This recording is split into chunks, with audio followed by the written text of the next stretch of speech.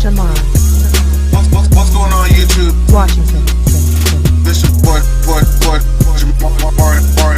for here once again.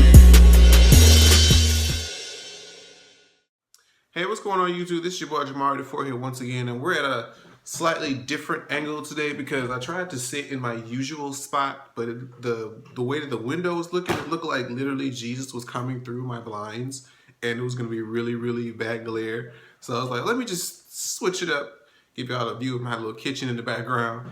Oh shit, this glare, look at that, make my teeth look white as fuck. Look at that. Blinding niggas. But we are here to review Brandy's new show on BET, Miss Zoe Ever After. I love that damn theme song, boy. I'm gonna put that damn song on my iTunes for real. If Brandy ever decided just to dibble and dabble in like up-tempo pop music, that shit would be hot. But anyways, I'm not gonna review. Well, I mean, I could. The pilot episode was like how most pilot episodes are. They're kind of like an introductory into like the characters' backgrounds, and so it's kind of just informative, so you can kind of get familiar with who each person is. Okay, I cannot remember that man's name, but I know it's Brandy and Zoe. Her husband is Gemini. Their son, I forgot their son's name, child. And it's their son's name and the little gay best friend and her best friend Pearl. Those are like the main characters of this show thus far. And so pretty much from the first episode, we just learned that her and her husband are no longer together. Apparently he cheated on her and she decided not to go on all the different ex-wife reality shows. Like, we know that that's a hot button right now. And she's trying to get on this whole dating thing again. And that's the whole basic dynamic. She's this big fashion consultant of this company. And apparently, in the first episode, her husband had hired some type of consultant to look at the building and Brandy wasn't too much here for that. And so they're having this little, I don't know what to call it. Is it a chemistry? Because he's an attractive man. Mind you, whatever the consultant that's doing the building is an attractive guy. But she's trying to feel some type of way because her ex-husband is the one who tried to say, oh, well, we need to look into the business when it's actually supposed to be her business, even though I guess he gave her the money for it. But that's neither here nor there. I just want to talk about from the first episode, Pearl and her plan, this wedding plan. This bitch is one of those crazy girls. She's one of that crazy ass friend that is likes to have their whole life planned out, like from to the T, to the very specific details. This lady is on, online dating websites, right? Asking, did she say she was going to actually ask them? I think she was asking the other dude, the gay best friend. She was trying to get advice on what to say to these men. And this lady actually was going to ask them, like, what are you doing November 13th? And we're like, why are you trying to set a date 6 months in advance? And she's like, that's my wedding day. Girl. You are trying to find somebody to at least go on a first initial date. And you're already setting your wedding day of the same year? In 6 months, even if you met somebody today, 6 months from now, you are not going to get married to that person. I'm sorry, you have to be with somebody for a minimum of 2 years to figure out, okay, is this going to be the person I'm going to marry or not? Because you have to kind of go through a whole lot of shit. You got to go through all the holidays, got to get through that first year, the honeymoon phase, and then see where y'all go after that. Y'all got to go through some shit to realize if you want to be with this for the rest of your days. And this girl, here it is, May, she talking about getting married in November. She ain't even met the guy yet.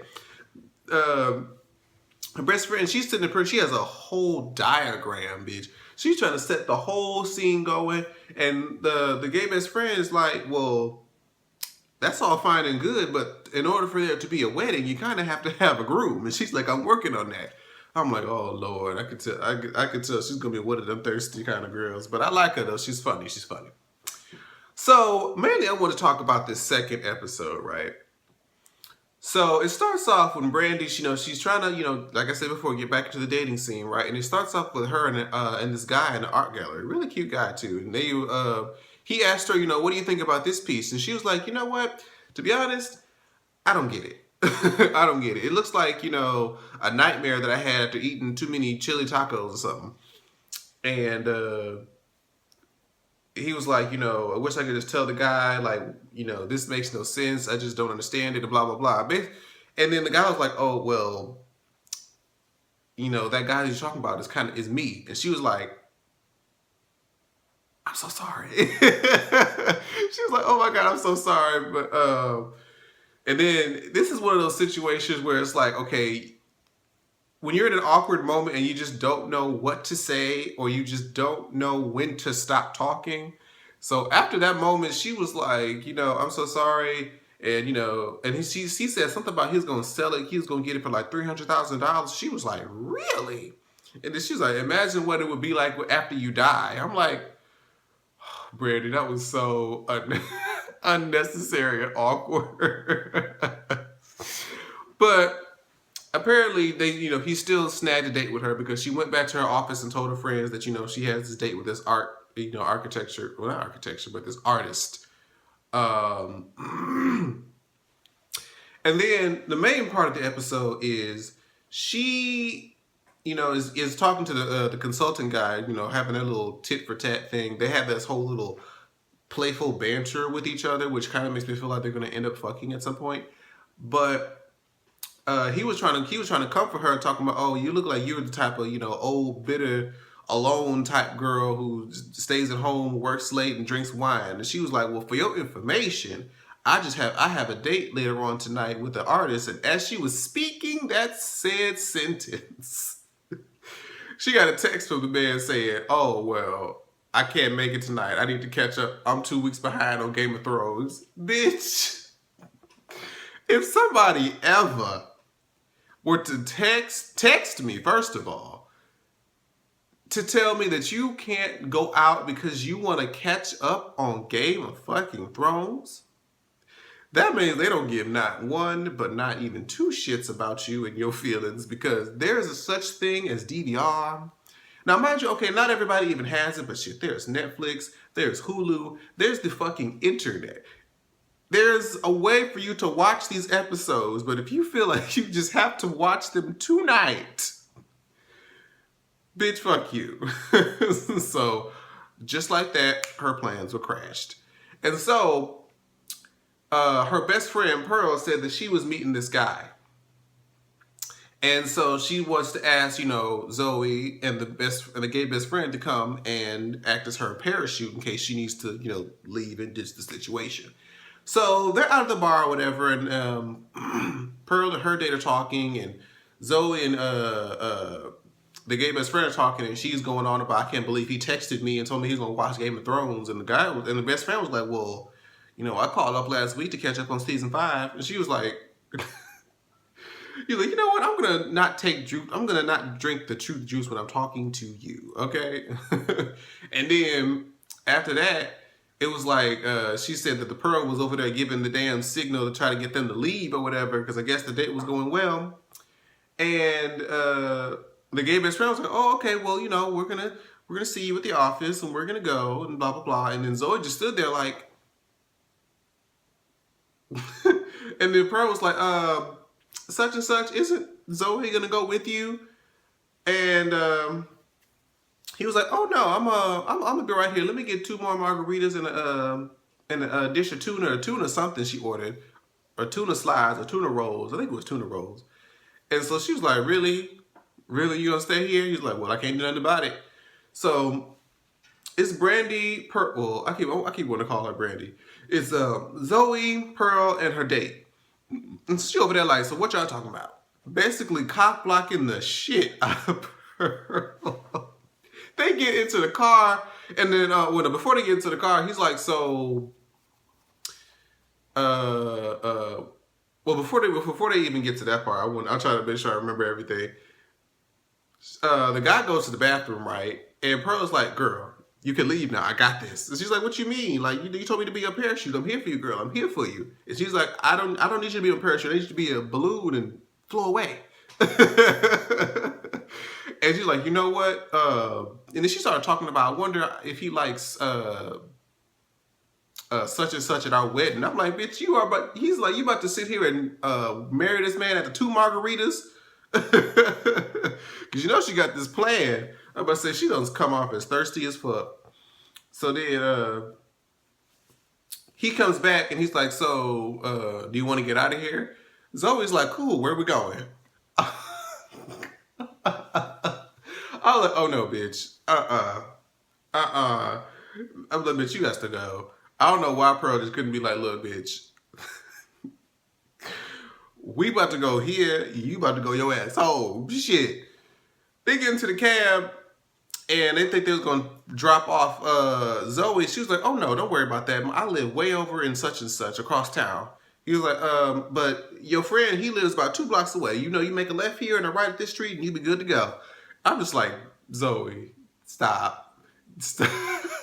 Stop what you're doing." So they take this man to his house. And he tried to give Pearl a kiss goodbye.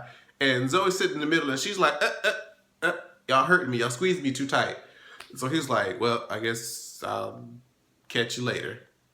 And then Zoe gonna look at her best friend after he left like, "I didn't like him. Like, I mean, I could tell that you weren't feeling him, so I just did you a favor." She was like, "Bitch, how the hell is you gonna sit here and completely cockblock me? You just want everybody else to be alone because you're alone."